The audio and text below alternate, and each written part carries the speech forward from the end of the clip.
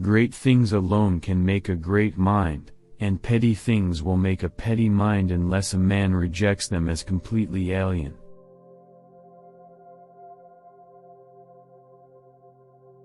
Two qualities are indispensable. First, an intellect that, even in the darkest hour, retains some glimmerings of the inner light which leads to truth, and second, the courage to follow this faint light wherever it may lead.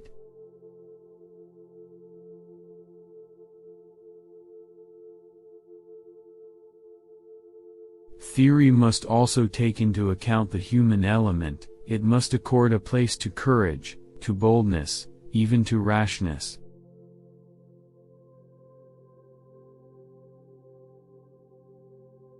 Everything in war is very simple. But the simplest thing is difficult.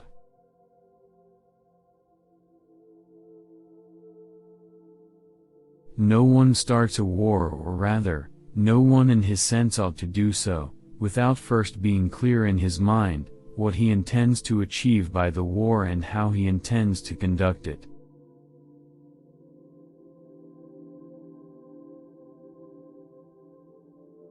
To secure peace is to prepare for war.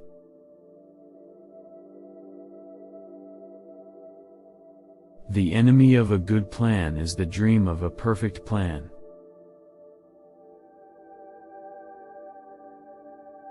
The world has a way of undermining complex plans.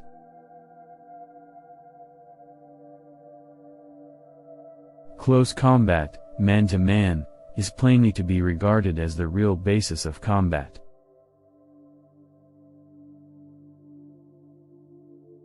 The intellect needs to arouse the quality of courage, which then supports and sustains it in action.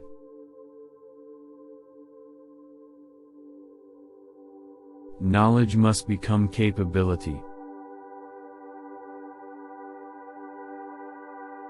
Given the same amount of intelligence, timidity will do 1,000 times more damage than audacity.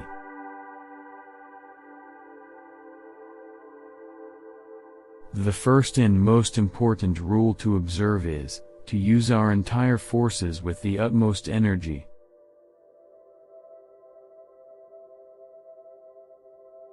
Self-reliance is the best defense against the pressures of the moment.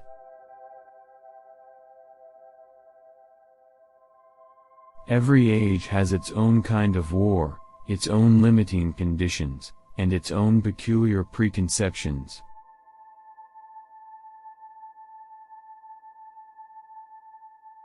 There are times when the utmost daring is the height of wisdom.